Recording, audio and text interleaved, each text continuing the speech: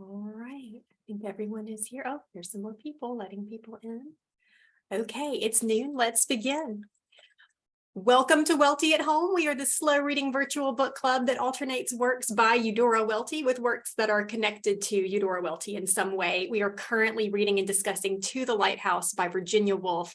Today's discussion will focus on The Window, sections 17 through 18.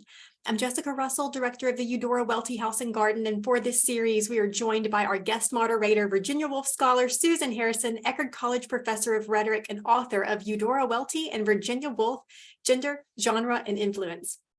Susan will be co-leading discussions with Suzanne Mars, Eudora Welty's friend and biographer, and professor emerita at Millsaps College. Just some housekeeping: to raise a question or make a comment, you can click the reactions button. This is at the bottom of your screen. Click reactions and then click the raise hand function. That's how we'll see you. I'll be helping Susan and Suzanne look for your hands that are raised. And don't forget that these discussions are recorded, and these recordings are available to you on the Friday email that goes out every week for the Welty at Home series. So you'll see last week's discussion in the first paragraph, and all the previous discussions are going to be organized in the reading schedule. And I'll say this again, but we'll be off next week for Memorial Day, but we'll pick back up again. So with that little housekeeping out of the way, let's turn it over and officially start our discussion. Oh, welcome back, everyone. I hope you enjoyed the dinner party in section 18 and in section 17, excuse me. And I was telling Jessica and Suzanne right before we got started that I spent, yesterday morning really kind of coming back to this and trying to think through ways of focusing a discussion. And then last night I had a small dinner party, and I confess I was looking around the room wondering what's going on behind everybody's face and those pauses in the conversation. And at one point I just thought, I don't have any candles on the table, which, I can't believe I didn't think of it, but I did not leap up and get them. The conversation seemed to be flowing pretty nicely. There was no Charles Tansley who was being unpleasant. So it all went very well, but it was so funny. Suzanne said right before we started that the section always makes her think of some of the dynamics that you experience sometime teaching a class. And you have those moments when everything seems to cohere and there seems to be just that wonderful sense of connection, everything heading in the same direction. And then those moments that aren't like that when we're in the classroom. So I think that, that's part of what Woolf does so beautifully in this section, that she captures, that we could apply it, I think, to a number of different experiences. But it so much, I love this because while there is conversation at the table, we're also going around getting one person's internal contemplations after another, and they're thinking about one another in ways that we've seen happening throughout the novel so far, but suddenly it's very concentrated into this one event where they're all there. Some arrive a little later than others, but we're getting those really a kind of a concentrated moment of all of those thoughts that we've seen them working their way towards as we go along. So last week, we talked about many of the, and I never know what to call them, oppositions, tensions, dualities, different sides of the same coin that run throughout the novel.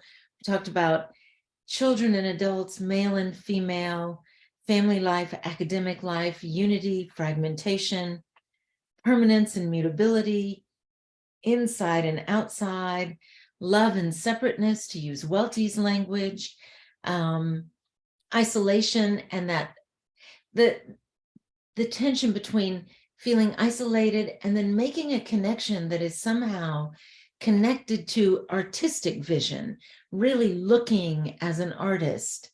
And then subject, objects, solitude and social life. We started adding many more to the list. I don't know if I captured them all. And certainly we see Woolf continuing to play with those in both of these sections that we've read for today.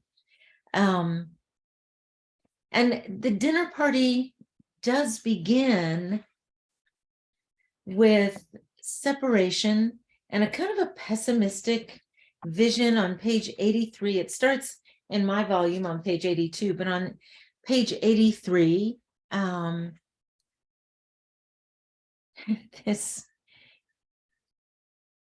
there's a sense that Mrs. Ramsey says that she's feeling more and more separate. She's feeling distance from her husband. And she says, and I guess this is part of what I find so funny that is really going on through this chapter. She says, but this is not a thing, she thought, ladling out soup, that one says. And section 18 is full of all of those things that one never says, but one sits at the dinner table thinking about. And then a little further on, Mrs. Ramsey is looking around the room. The room, she looked around it, was very shabby. There was no beauty anywhere. She forebore to look at Mr. Tansley. Nothing seemed to have merged. They all sat separate, and the whole of the effort of merging and flowing and creating rested on her. Again, she felt as a fact without hostility the sterility of men. For if she did not do it, nobody would do it. And so giving herself a little shake that one gives a watch that has stopped, the old familiar pulse began beating as the watch begins ticking, 1, 2, 3, 1, 2, 3, and so on and so on. She repeated, listening to it, sheltering and fostering the still feeble pulse as one might guard a weak flame with a newspaper. And so, and then she tries to bend and be kind and generous and tries to include Mr. Banks.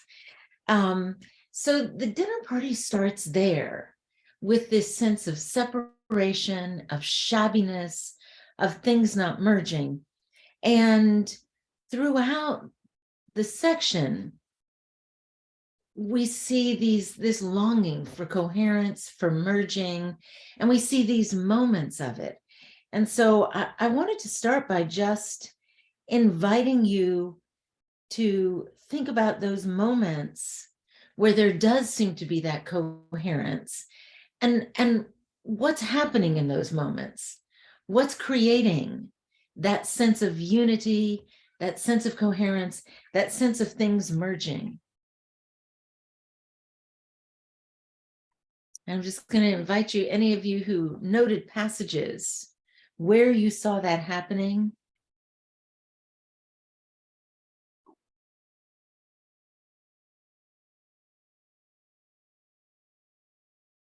Thank you, Cheryl. Okay, first of all, I have to admit that I'm behind on the reading, but moving from, so with this Welty at Home book club, moving from the epistolary style and then Jane Austen, you know, and then jumping to this, what I see Woolf is doing is stacking thoughts. So within the stream of consciousness, for instance, the scene where Lily is painting Mrs. Ramsey, and Woolf is describing the action of her painting, but at the same time, in pops a memory, and Woolf inserts it in parentheses, not a memory, the recognition of her somehow realizing that someone was walking behind her. So she's doing it with, so stylistically, with parentheses. That's my contribution. Okay. Okay. All right. Yes. I think the use of parentheses is fascinating throughout the novel, and we'll talk about it, I think, more probably next time as we get into Time Passes, where I think the use of parentheses becomes even more marked, I mean, and more surprising, I guess I would say.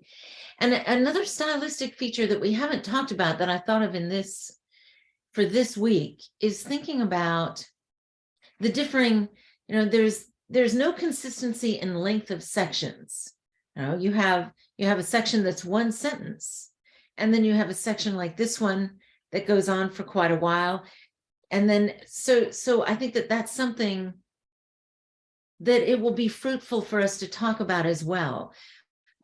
These kinds of stylistic decisions that Woolf has made. John. This is not going to be very coherent, but this is my favorite chapter of the book, and I think it's in part because lunch, or excuse me, dinner, and eating together.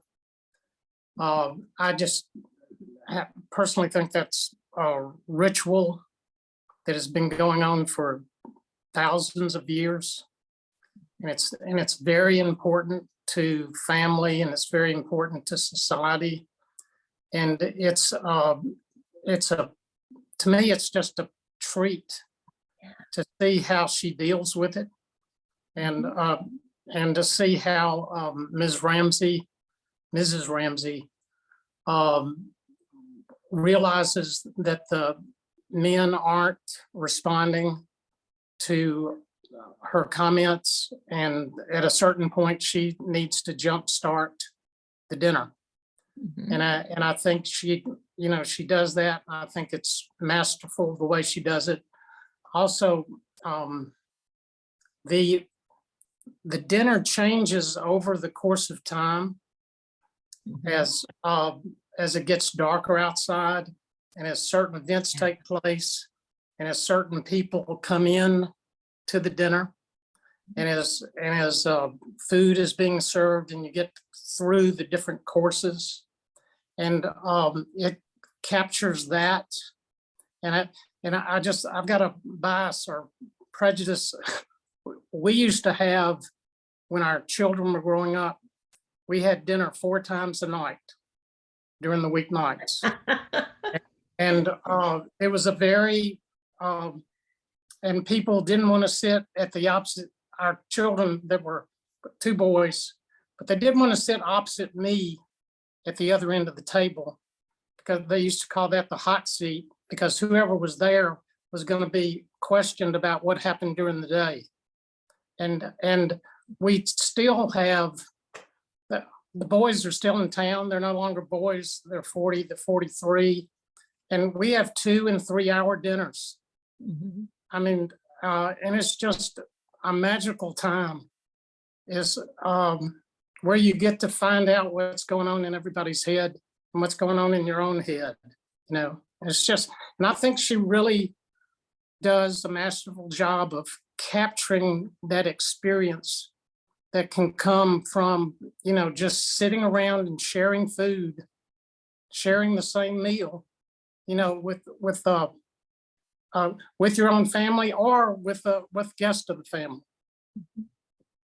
I think that you're right that it is a long, it's partaking in a ritual that's larger than the event itself. And especially at this one, where even though there's not an engagement announced, there's an engagement that has occurred. And Suzanne, we really should talk about Paul's comment. Yeah, one of my favorite moments in the sections we had last week was when, after Paul gets engaged, he thinks it's the most appalling thing that ever happened to me. So. But there is, throughout this chapter, there are these moments where the experience, and this is mostly from Mrs. Ramsey's view, is connected to these larger rituals. I'm looking at in my copy on page 110, where she's saying that the voices came to her very strangely, as if they were voices at a service in a cathedral. For she did not listen to the words, which I think is very funny. But it reminds her of men and boys crying out in Latin the Latin words of a service in some Roman Catholic cathedral. So connecting it to these larger traditions, larger rituals. And earlier there's a reference to one that is kind of more of she's connecting it to more of a kind of a pagan ritual with people entering into illusion, glittering eyed, must be danced around with mockery, decorated with garlands. So there is that sense that this dinner that is both routine is also being elevated and connected to these larger senses of ritual. So, Monica. Well, I think one of my favorite parts throughout this section is Lily Briscoe, who she's trying. I love the part where she has to renounce the experiment of what happens if one is not nice to that young man there, that she tries to remain separate. And then Right. and then there's the communication between Mrs. Ramsey and herself, and she's like, okay, I'll do it. But it's interesting that once again, Lily is the one who brings our attention to the importance of looking in this section. Yeah. I love on 85, she says, it was almost impossible to dislike anyone if one looked at them, Right. which seems so central to this section. And then later on in the section on 97, looking together united them. So once again, Yes. the importance of looking and looking together and looking at, that we talked last week about subject versus object in the looking schema, is just fully, like, I kind of wish that we could have a picture and draw like who is looking at whom and when and what's being communicated. It would be really fun. That would be really fun. I think doing that kind of a diagram would be fascinating. But I mean, we would end up with lines being repeated because people's attention, moves so often. Harriet. I don't think I've thought much about moments of unity. I was thinking a lot about class in another topic we'll get to, I'm sure. Oh, yes. But talking about unity, I just wanted to talk, I wanted to say something about, it's a term I used before about relationships in this book, the whiplash that I feel as people move from one judgment to another about the single person, and without any explanation about the juxtaposition of thoughts. So Mrs. Ramsey will be off on how awful Tansley is, and then she thinks she likes him, or he is off on her and how women are rot, but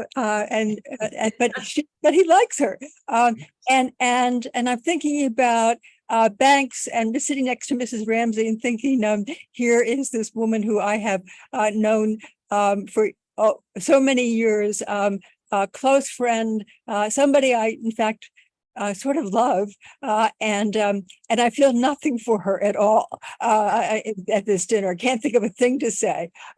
So I'm just thinking about her attention to the relationships, the contradictoriness of them. There's no problem with the contradictoriness. I think about unity too. I'm thinking about the moments of moving from separateness between the Ramseys to suddenly Mrs. Ramsey smiling, and we know what that is. We know that it's suddenly a moment of love, and it's just that sudden in terms of a shift. And so much of it is, and those shifts are oftentimes unrelated to any behavior on the part of the other person. The shifts are all emotional shifts that are happening within that individual. So, it's that's so fascinating, that kind of vacillation, and thinking about how much of it is part of our own internal sense of being, as opposed to having, I mean, we're back to that kind of subject object. How much of it has to do with Mr. Tansley, who, yeah, one of my favorite lines is when Mr. Tansley talks about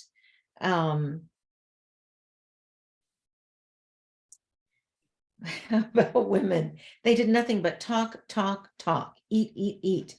It was the women's fault. Women made civilization impossible with all their charm and silliness. And Although what we actually see is that the moments of unity that are created they tend to be manipulated by women. they do, yeah, yes. yeah.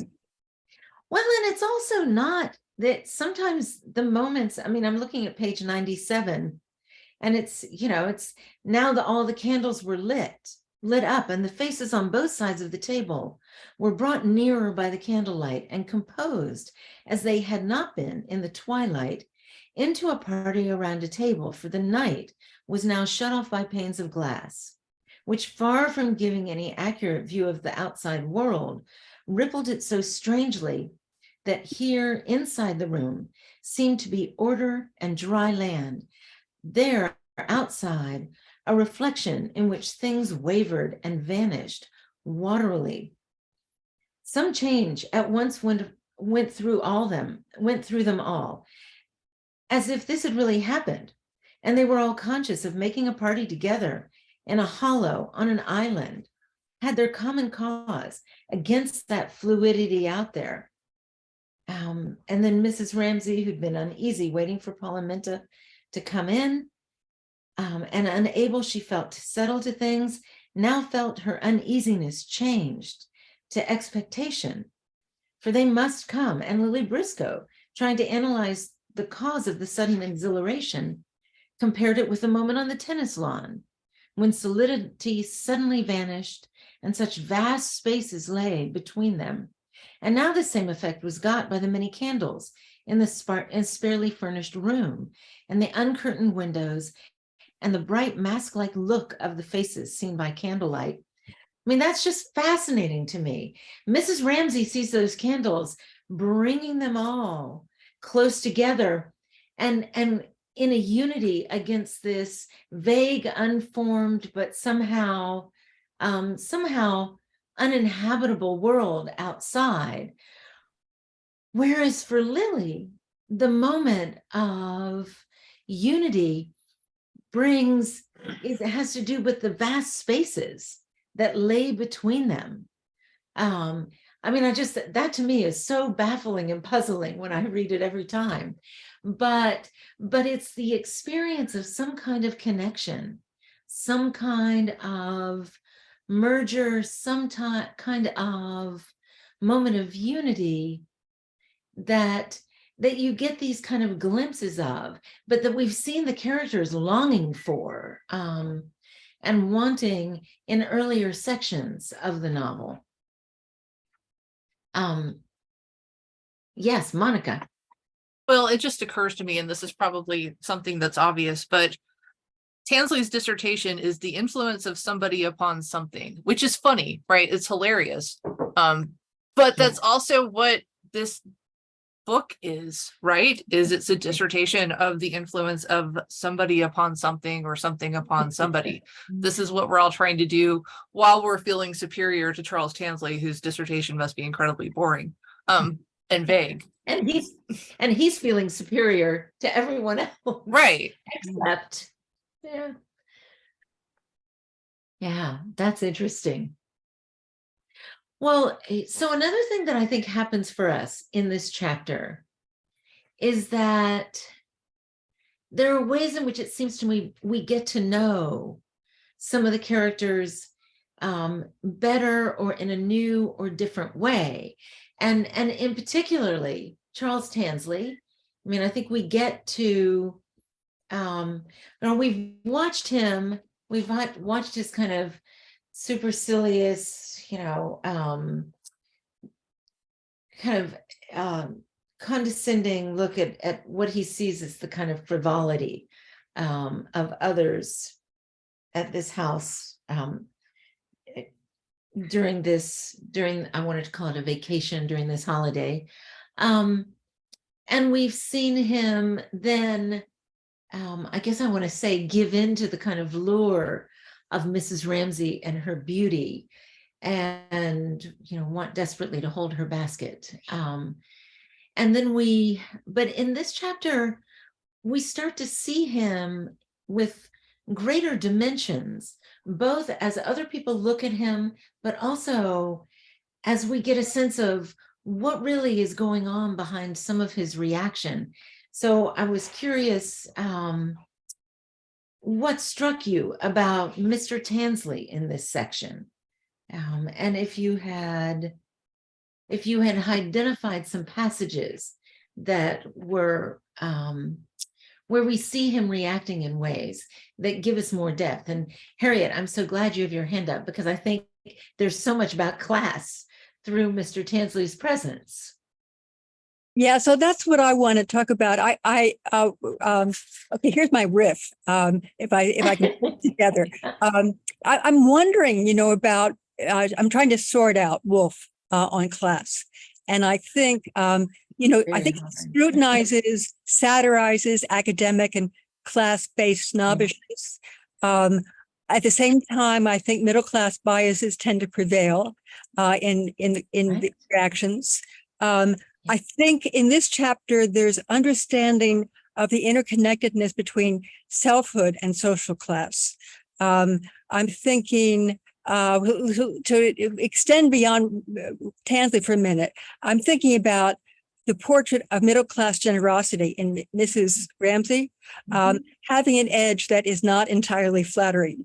I'm thinking about, on the one hand, we can have feelings about her visits to the poor and her knitting stockings for the lighthouse keeper's son, but we've also seen that she plans to send the family's discarded things, quoting, whatever she could find lying about, not really wanted, but littering the room, to the poor fellows at the lighthouse.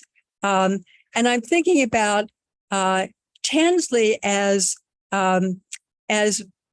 shown as thinking about his class separateness with a kind of vanity that is, on the one hand, it's about the humble origins he is rising from. At another level, we see a very real sense of his not belonging and the way it's driving his self-presentation and interfering in his interactions. We feel his anger at not having the social graces that other members of the Ramsay world rely on, and of their stupidity, in his view. There's the explosiveness of his transgressions at the dinner party, the gunpowder that was in him. At the same time, there's a sense of Lily thinks about how he's given his views give a turn to the whole poise of the evening, making the weight fall in a different direction, not necessarily a bad direction. And then I'm thinking too about Mr. Banks, thinking that he might be a force for change, a voice for class equality. My sense is that he his desire to belong to the male establishment, his desire to belong, causes him to keep gender hierarchies in place and to overlook them as his potential allies, as the other people who don't belong and who are feeling the same way that he is about not belonging, about being left out of this academic vocabulary, and having to assert themselves, or they don't assert themselves, he asserts himself. They instead feel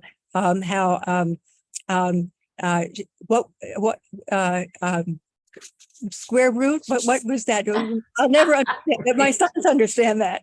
That women just left out of education, even these very intelligent women that we understand. Yeah. Virginia Woolf was left out of education. Right. Yeah. I want to read more of her essays and letters along those lines. Right. I'm also thinking about the servants. How Mrs. Ramsay It's Mildred who has worked for 3 days on the Buff and Dab, or however I should say that. But Mrs. Ramsey takes credit for it as an old family recipe, never mentioned Right. at all. Right. And so there's all this class attention in the novel, and I'm trying to sort out where Woolf stands herself. Yeah, well, I think that she didn't have a clear stance because I think you're right that there is the kind of satirizing and criticism of middle class values, but I think the whole section of the window is also filled with a nostalgic romanticization of those as well. I mean, those things are happening at the same time, and so it's hard to. So I don't think there is a clarity, but I think there's not, in part, there's not a clarity because of how difficult it is to look at your own milieu with any kind of objectivity. And so I think we see her wrestling with that in ways that are fascinating, because Mr. Tansley, I don't know about you all, but I felt more sympathetic towards him at the dinner party than I do in earlier sections, because I think that his class awareness is right there in his awareness. I'm looking at page 90, where he says he felt extremely, even physically uncomfortable. He wanted somebody to give him a chance of asserting himself. He wanted it so urgently that he fidgeted in his chair, looked at this person, then at that person, tried to break into their talk, opened his mouth, and shut it again. They were talking about the fishing industry. Why didn't no one ask him his opinion? What did they know about the fishing industry? And that's when, now this was fascinating to me. I love this. Lily Briscoe is aware of this because there are class issues that are at play with Lily Briscoe. That are not just, she lives on the Brompton Road. So this is not just about being an unmarried woman, but about an unmarried woman living with her father on the Brompton Road. So there's that class difference. So she's very aware of what's going on for Mr. Tansley, but sitting opposite, she could not see, as in an X-ray, could she not see, as in an X-ray photograph, the ribs and thigh bones of the young man's desire to impress himself? I mean, I just love that X-ray, which again is tied to Lily Briscoe's artistic vision, I think. Yeah. But I wanted to point out just another important passage for Mr. Tansley, which is at the bottom of 91. Mr. Tansley raised a hammer, swung it high in air, but realizing as it descended that he could not smite that butterfly with such an instrument as this, said only that he had never been sick in his life. But in that one sentence lay compact like gunpowder, Harriet, that his grandfather was a fisherman, his father a chemist, that he had worked his way up entirely by himself, that he was proud of it, that he was Charles Tansley, a fact that nobody there seemed to realize.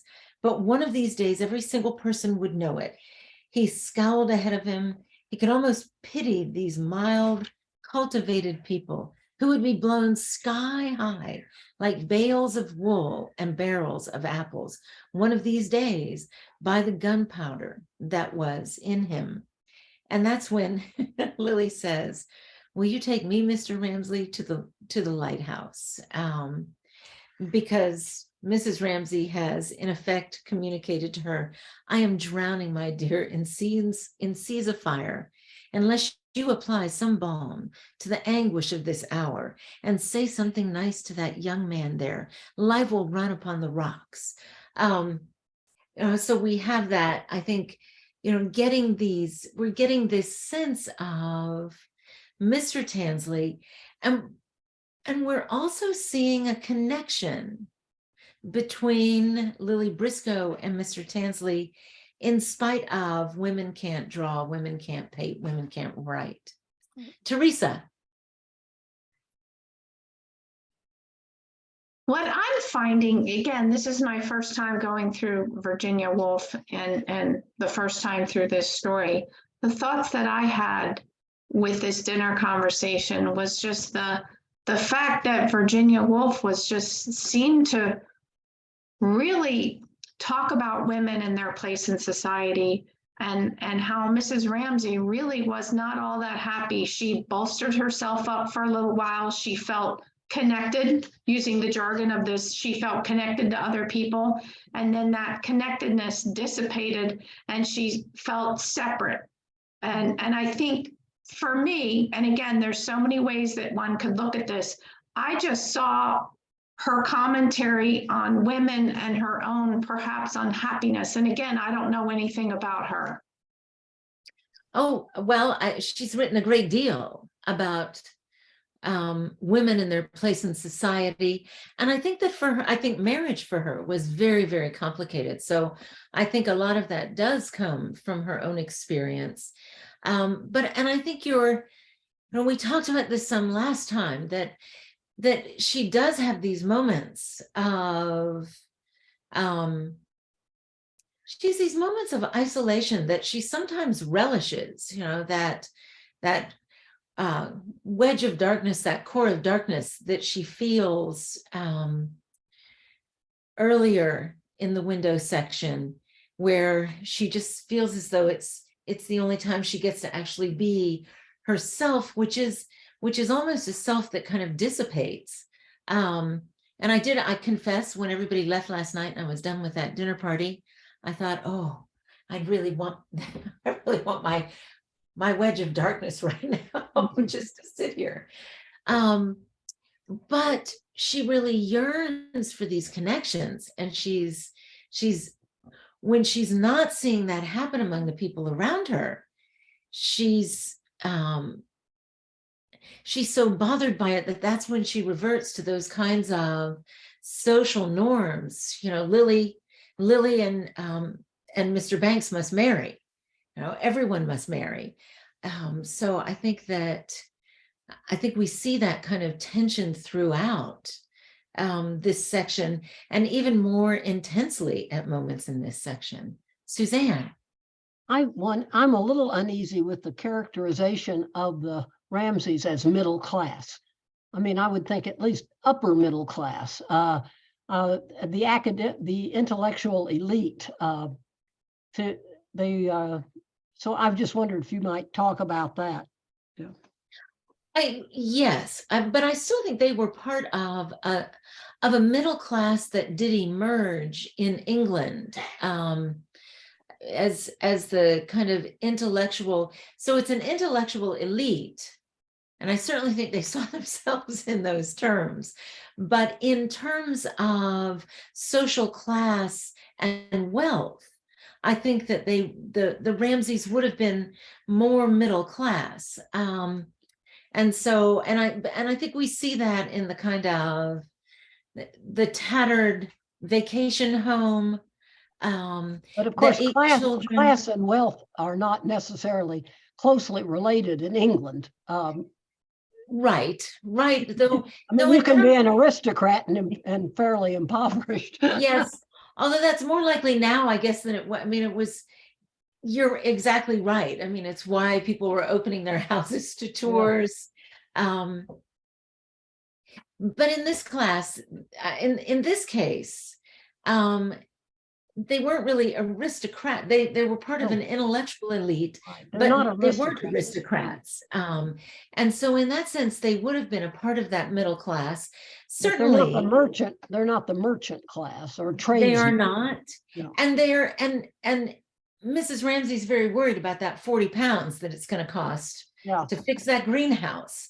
And so, but I think you point out something significant, which is that there is that class structure, but in terms of that intellectual elite, that was very much what Woolf saw herself belonging to, even though they were not left.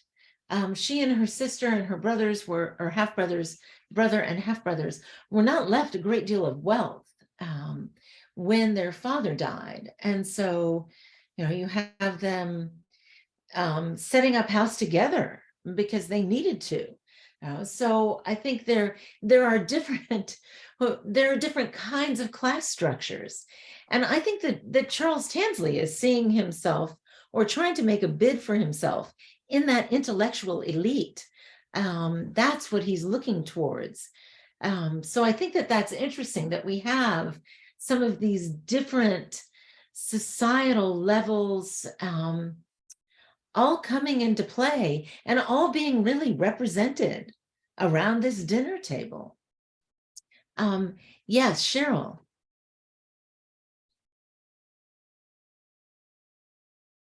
Based on Suzanne's comment, I was trying to find somewhere at the beginning of the novel, Woolf describes Mrs. Ramsay as being part of a line of maybe Italian nobility, but that's not what I had my hand raised for. So Okay. Harriet described it as a feeling of whiplash in the responses of the characters, how they evolve. And I think that Lily Briscoe is such a bright thinking mind, and she's contrasted. She's 33 and she's unmarried, and Mrs. Ramsay is 50, married with 8 children. Right. And part of Lily's perception of Mrs. Ramsay earlier in the novel, you have that rapture moment. She understands why everyone appreciates Mrs. Ramsay's beauty. But then in the section that we're discussing today, Lily notes how old she looks, how worn she looks. And that prompted me to think about last week when you guys were discussing the role of a mother and how hard a mother works in her day-to-day life and desperately wanting moments alone. And but there's this mother internal alertness. So even in a moment where Mrs. Ramsay kind of had time to herself, then she smells that dinner is burning. And so because you can't turn it off. And I really believe that I picture Mrs. Ramsay as like a Proverbs 31 type woman who essentially perfectly manages her household, takes care of her children, gives back to the community, knits and forms garments. Yeah. Well, and that was, I think that was the Victorian ideal. I mean, there's the famous and intriguing and horrifying poem, The Angel in the House, that describes the Victorian woman in exactly those ways. And we see, I think Mrs. Ramsay, we come to see her through the window as really driven. I mean, we see her relishing that moment alone, but she's the one who's insisted that Mr. Banks come to dinner. I mean, they've invited Augustus Carmichael, they've invited Mr. Tansley, they've got all the children, they've invited Paul and Minta. So it's Mrs. Ramsay is also really driven to carry out this, to really embody this form of Victorian womanhood. At the same time that she is, and she's highly attuned to these moments of connection and lack of connection, and troubled by those, and striving for them, and also resenting them at the same time. I also, Cheryl, you just made me think about the ways in which really, again, we start out early in this section, we see Mrs. Ramsay sitting in a window reading to a child, and the section is called The Window. And Mrs. Ramsay is very much like the house. I mean, engaging and wonderful and part of community, but shabby and tired. And the greenhouse needs 40 pounds of work on it, which is just this refrain that we keep hearing. A window is something you look into and something Right. you look out of. And Mrs. Ramsey herself reflected at the beginning when she looked in the glass and saw her hair gray, her Yeah. cheeks sunk at 50, she thought possibly she might have managed things better. Her Right. husband, money, his books. But for Right. her own part, she would never for a single second regret her decision, evade difficulties, or slur over duties. I think that, well, I know that her daughters and Lily respect her role, but they're also questioning in this 1920s time period, do they want to follow Right. in Mrs. Ramsey's footsteps? Lily Right. wants to be an artist, and there's even one point where she says she can't think without a brush in her hand. Right. Mm. And she has a moment where, well, you know what, I guess this is what I love. The characters are also torn, right? You know, she wants desperately to help Paul search for Minta's lost brooch. Brooch? How do you say that word? Brooch? Brooch, yeah. Got it. Okay. I always want to say, for some reason, I want to say brooch. And the minute it comes out, I think, oh no, that's not right. But in the very next breath, she realizes she need not marry. I mean, so the characters they're all so often wrestling, which is that whiplash then Yeah. also that Harriet's talked about. Harriet. So I wanted to go on with driven. Because Okay. I think it's so interesting. Okay, so Mrs. Ramsey is worn and old in this segment. I mean, she's also feeling failure. These characters are all so driven with a sense of failure. Yeah. Mr. Ramsey, Mrs. Ramsey, in their different roles. Right. Tansley, everybody. Maybe I would exempt Lily. That Lily is actually is feeling about responds to her work with pleasure. Right.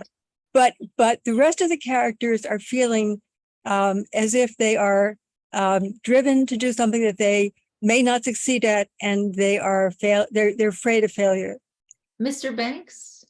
Mr. Banks, I guess not. Okay. But I wonder, because he is not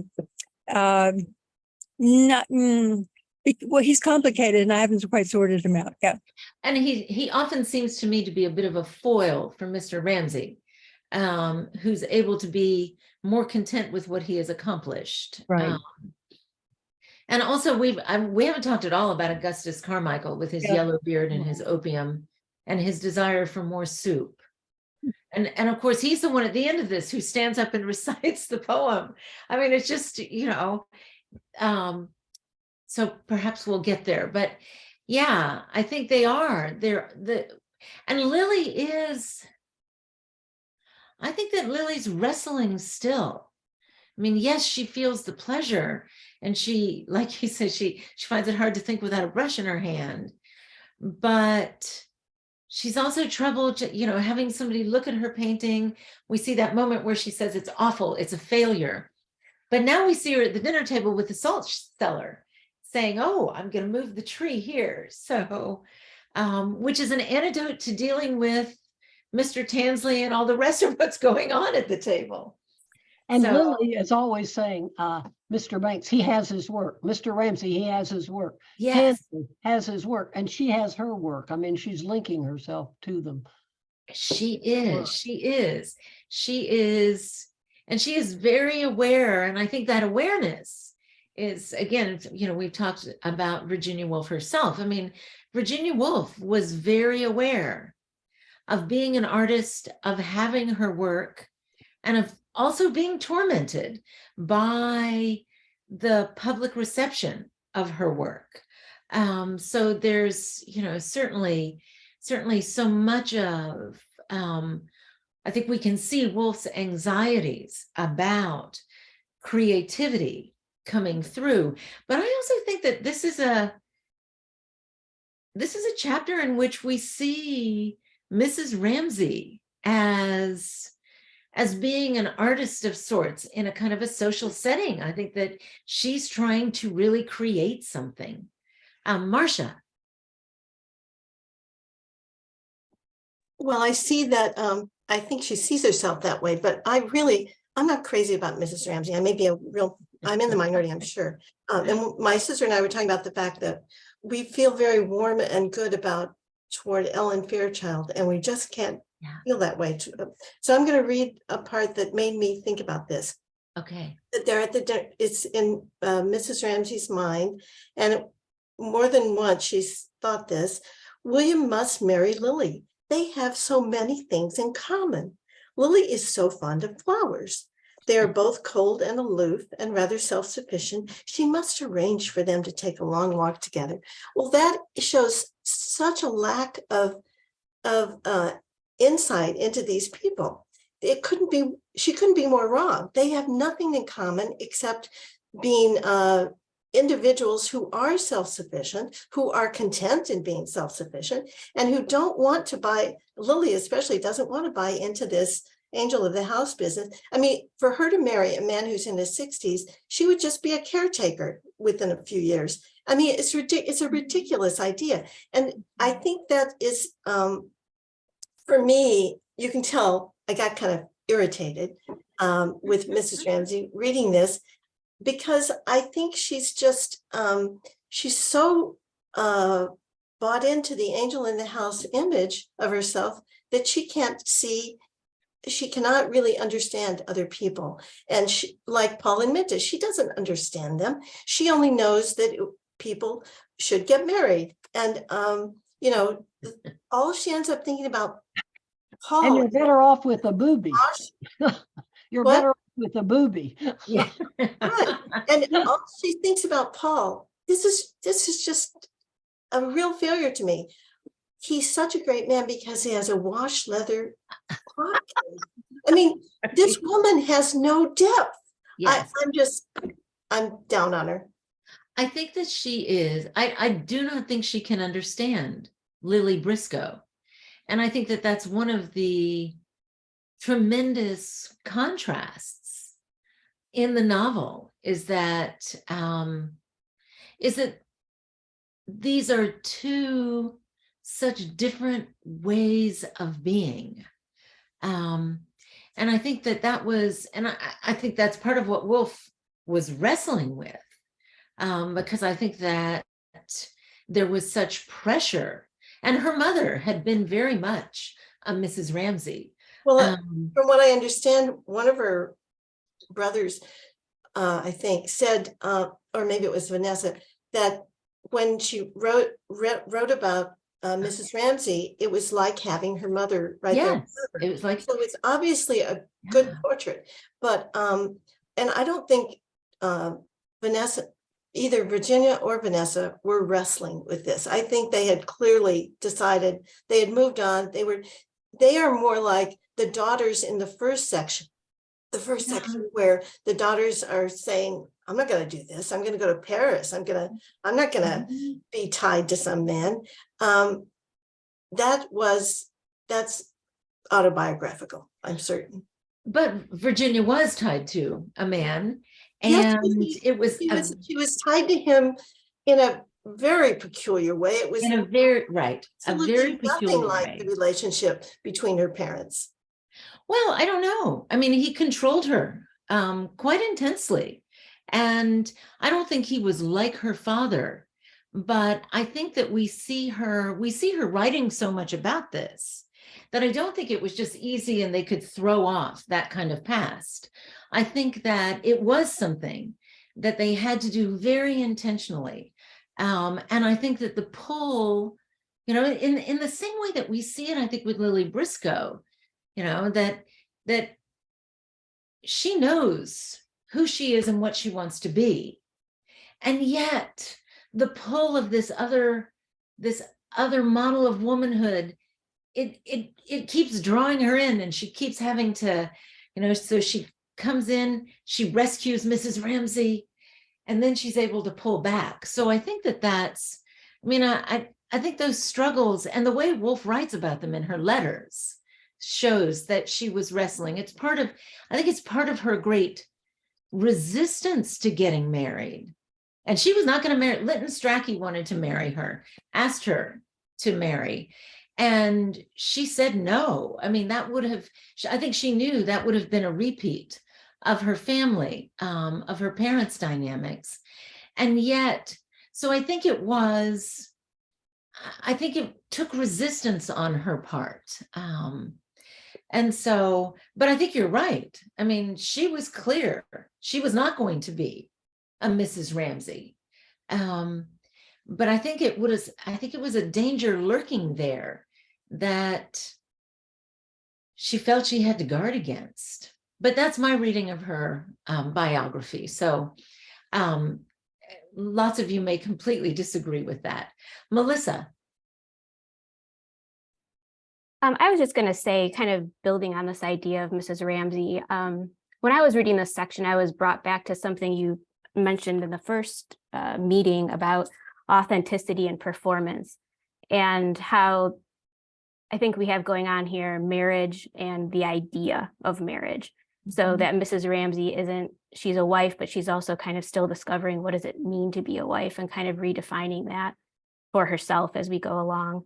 And so that this dinner party is a dinner party, but it's also her idea of what a dinner party should be, as it is for like all the people sitting around there. How should we be acting? And then I think Lily Briscoe, just one final thought about that, when she talks about moving the tree to the middle, I think is finally seeing Mrs. Ramsey in some kind of balance where she's not fully one thing or the other, not the ideal mother and wife, and not the ideal mother and wife, but somewhere in the middle of those things. Mm-hmm. And yeah, she's not the center anymore. I mean, she kind of moving her out of the center. Suzanne. I agree with a lot of what Marcia said, but and Mrs. Ramsey's one little moment of defense here, she looks over at Minta and Lily, and she thinks, Lily at 40 will be the better. There was in Lily a thread of something, a flare of something of her own, which Mrs. Ramsey liked very much indeed, but no man would, she feared. So there she sees in Lily something that she can't fully appreciate, but she perceives it and she likes her for it. But I don't think she, I think she still wants to marry her off. Oh yeah. And I think to Marcia's point, she doesn't understand it. I mean, it's a different, but I do think she doesn't understand it. Yeah. She feels it. And I wonder even if it propels her desire to marry Lily off, because she doesn't understand it. I mean, to bring her within the order that she's so yes, yeah, I think so.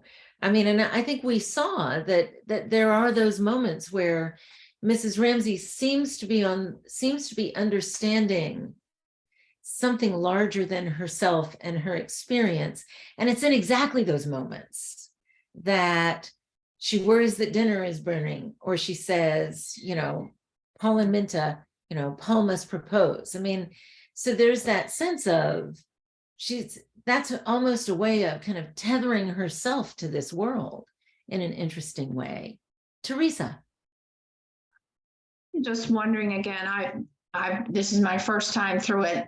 So far we have read everything, and this book centers around Mrs. Ramsey. Much of it centers around Mrs. Ramsey and her thoughts about other people and how she interacts with them and how she organizes and orchestrates interactions so that it comes out to the end that she wants. My question is, does the rest of the book revolve around the downshifting of her power, the shifting of her power and control to somebody else and other things? Does she get deposed? Does this Queen of Beauty get deposed? Well, that's a good transition to our reading for next time. And I can't believe we're almost out of time.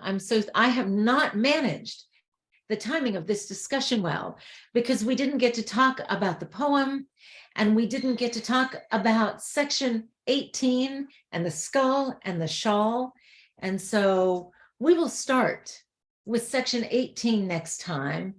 But I would also like everyone to give some give some thought to the role of these intertextual references through the novel, and especially the poem in this section. And then we're going to see that again in the next section with a Shakespearean sonnet and a little Sir Walter Scott.